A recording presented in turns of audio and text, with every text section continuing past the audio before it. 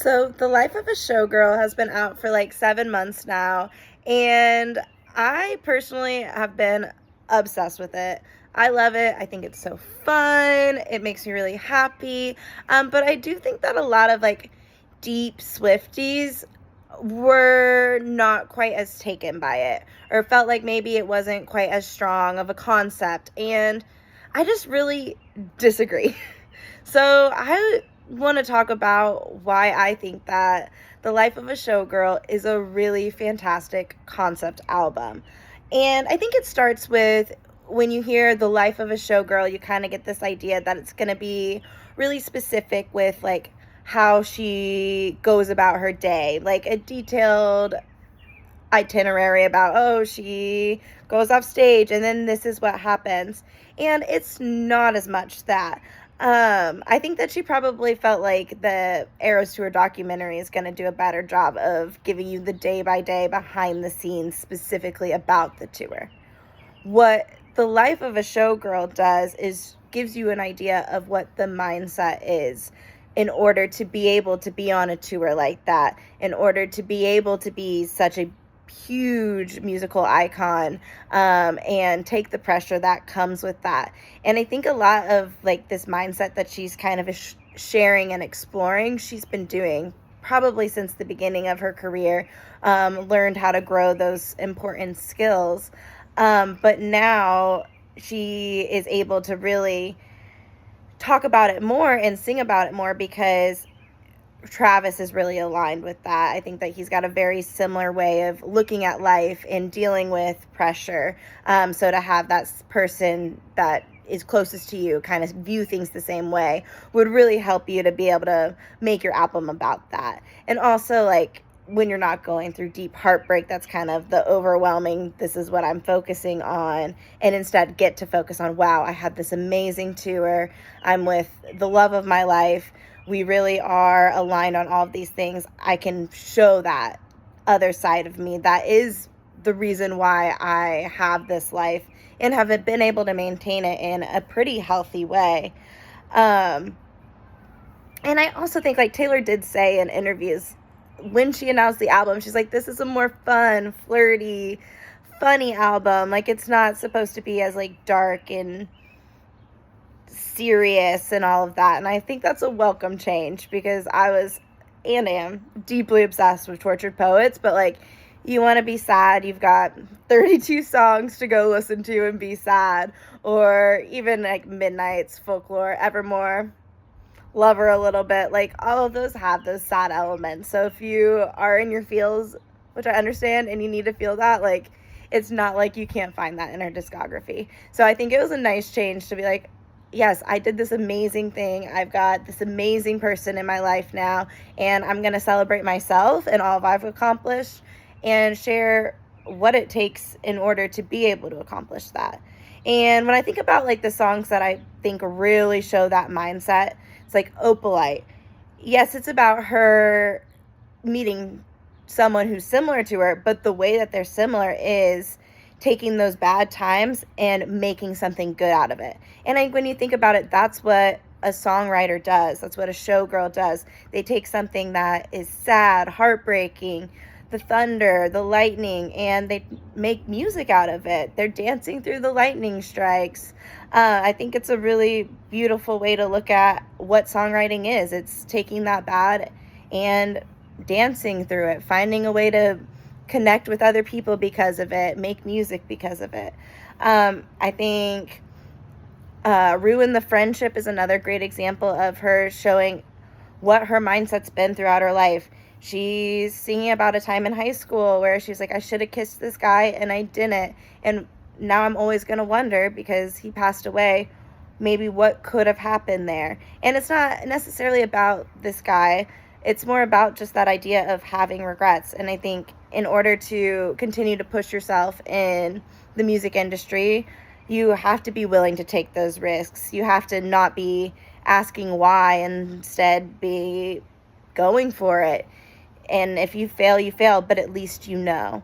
So I think that song really captures that mindset that she's had. Actually Romantic, obviously, someone's talking bad about you, and that song seems to be about a certain artist, but it also is about the internet. My gosh, all of those haters out there who have something negative to say all the time, anything she does. And it's like, if you're thinking about me that much, well, I can't keep internalizing this and letting it ruin the way that I think about myself. So instead, let me flip it. Let me change my mindset and say, oh, you're actually being romantic. That's actually so sweet of you. And I think that that's something that she's probably learned to do over time, because when you receive as much hate as someone at that level of fame does, you can't be sitting there worrying what everyone else is thinking, and instead to flip it and say, okay, if you want to spend your time on that, great. I'm not going to spend my time on it. That's a great way to move through life. Wish list is kind of a funny one because it is more of the love side of it. But I do think it shows that Taylor wants to ground herself. And that's what I think the whole song is about. It's this, well, these are all the things that she could have and that her peers want and could have. You know, the yacht life, the brand deals, all of that are things that she could want and push for, and she could have. She's a billionaire. She knows she could have all of that stuff, but she needs to focus on what's important for her. And I think that's always been her family. It's always been her love in her life. And she is specifically moving towards a family life with Travis, but it's that this is what's special to me and what I'm going to hold close. All this other stuff is amazing, but if I can't ground myself and have a place where I think about what's actually important, then I'm going to lose myself in the riches and the fame, and you can't function that way. You lose your connection with your fans. You also, I think, lose connection with your humanity in a way. And so being able to ground yourself is really important. That's an important mindset switch. Looking at canceled, that's kind of reaching out to a friend and being like, I've been where you've been, and this is how I dealt with it. I think that's really a special thing to be able to do, is take your pain and what you've experienced and realize it's okay. And it goes back to like how people are on the internet, how people are in media, and they're so mean, and you say one thing wrong and all of a sudden you're the worst person in the world and they're going to tear you down. And she's been through it, and I think it obviously really, really did a lot of damage, but instead of letting it ruin her, she had to figure out how to kind of embrace that dark side, have that little bit more witchy energy, if you will. And I think that is what allows her to also be that support for other women who are feeling that same way. So again, that mindset and trying to share it with other people. This is how I've made it.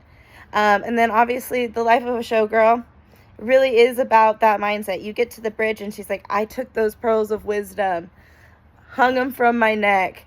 I knew what to expect, and what to expect was that people were not going to take it easy on her. It was going to be a challenge every single day to deal with just all of that outside hate and focus on what it is that you want and that drive.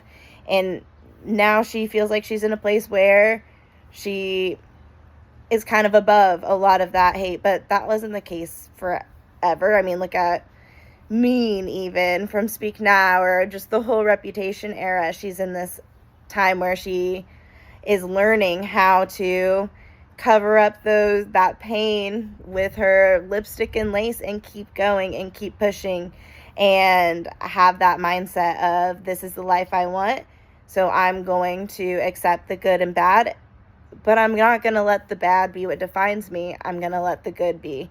I mean, go back to Lover. You are what you love. She loves being a showgirl. She's going to do it, and she's figured out how to do it in a way that is healthy and good for her. And then when you look at like some of the motifs she's using too are so showgirl. Fate of Ophelia, like Ophelia is from Shakespeare. Shakespeare is a play. A play is a showgirl back in the day. Elizabeth Taylor, someone who also had to master that mindset, but also is just an icon in herself, comparing herself to that. She's showing how she's a showgirl. I think Eldest Daughter is a little bit more of that stripped back version where she really is just focusing more on the love side of everything. And I think that the love part of it is really important because, one, it's Taylor Swift. She's always going to talk about who she's connected with at that time. You look at Reputation, that was with Joe, and a lot of those songs are not about her reputation, but about exploring that with Joe. And a lot of the songs on Showgirl are about, while she's on top of the world, experiencing that with someone who understands it and gets it, and that's Travis. So, yeah, Fate of Ophelia, you're thinking about that coming to life and finally being able to be that, like, excited, happy pop star again, instead of, feeling like you're faking it for a long time, which you listen to the music that she's put out recently. Before this, it's like she was not feeling that star power like she had, and now she's got that back. And it's not that she says saved my heart. It's not like she's like, you saved my life or anything. She's always going to be Taylor Swift, but it's like, you've helped give me the confidence to show this side and to be my full pop star self. Look at Eldest Daughter. I think it is exploring the more vulnerable side of it all, and it's track 5. And I know this one's got a lot of hate because everyone's so punk on the internet, but I do think that that is real. Like, learning how to be vulnerable with someone again when you've had to make this mindset of being tough and letting things just roll off of your back and not letting the things that people say, like, really hurt you and get to you. And it's like, okay, but with you, I've been able to tear back those layers. I don't have to have that guard up anymore. I can take my cloak off and be okay with you. And I think that is really nice too. Honey, I feel like that one really is showing this idea of, I just, in an industry where everyone's like, oh, honey, and like everything's condescending. Everyone's kind of poking at you. Even when they're giving you a compliment, it's probably backhanded. And to like have someone who sees you so truly and genuinely and just loves you and supports you, that does a lot for your confidence in being able to feel like you are your just full, real self. Wood. I gotta talk about Wood. It's silly, it's fun, but it says a lot. I ain't got a knock on Wood. I finally feel like I've got someone who understands, I can trust them. I've been trying my whole life to like make myself be good enough for someone and not shrink myself for someone, to make sure that they are okay with being Taylor Swift's boyfriend, Taylor Swift's fiance. And she's like, I don't have to worry about that anymore. You give me so much security. You give me so much assurance that I'm okay. I'm not worried.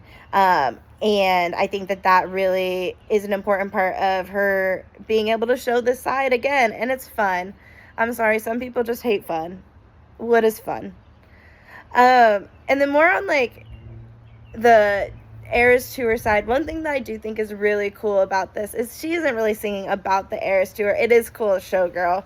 At the end, you have the like actual audience recording of the cheers. That's pretty awesome. But I do think that the way the album is set up is definitely kind of giving a performance, in the sense that it's like one song's done, boom, scene change, we're to a whole new era, a whole new song. It doesn't flow. So you like listen to Midnights and one song really just flows into another. Same with Tortured Poets. I feel like it is very much, songs are kind of one leading to another. And that's a very like kind of Jack Antonoff vibe for sure. And this obviously wasn't produced by him, but I think it was very specific that she wanted the songs to end and then it to feel like a whole new world, a set change, if you will. Now we are here. We were in Shakespeare time, but now we're in the glamour of Elizabeth Taylor. Now we're going to take a fun break to do this dance party. Now we're on father figure, which I realized I did not talk about father figure earlier. Father feel for fog father figure as a mindset for how you have to be in this industry as a showgirl. You have to be willing to put those pants on and say, I'm the captain now.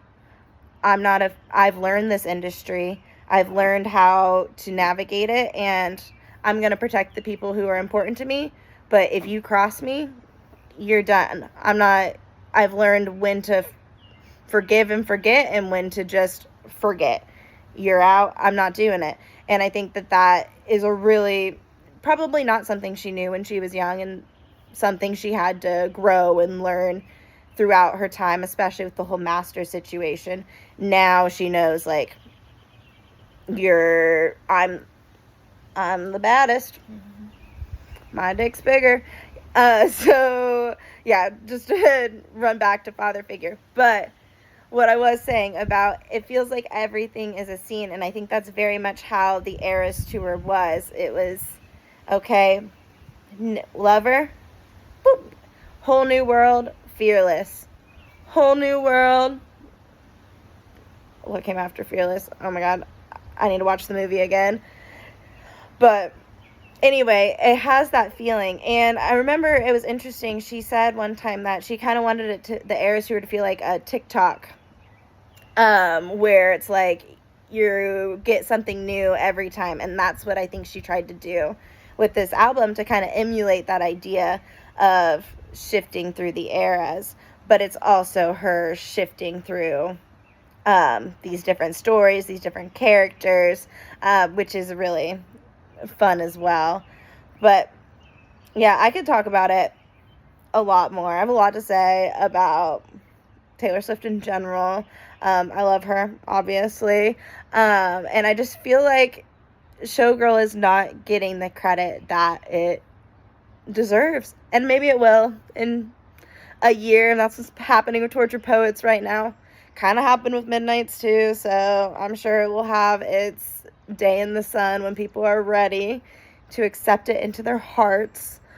But I just think that it is a really good concept, and I think she hit the nail on the head, but people got an idea of what that nail was, and it wasn't what she was planning to do. It's about her mindset, and it's about giving the feeling of performance, the feeling of dazzle, these like pop big songs that it's like a stage performance. It's big, it's loud, the production is exciting. It's taking everything and adding this little sparkle to it, this showgirl energy to it. So I just think that all of that together makes a really good concept album. If you listen to that whole rant, thank you so much. I'll see you later. Bye.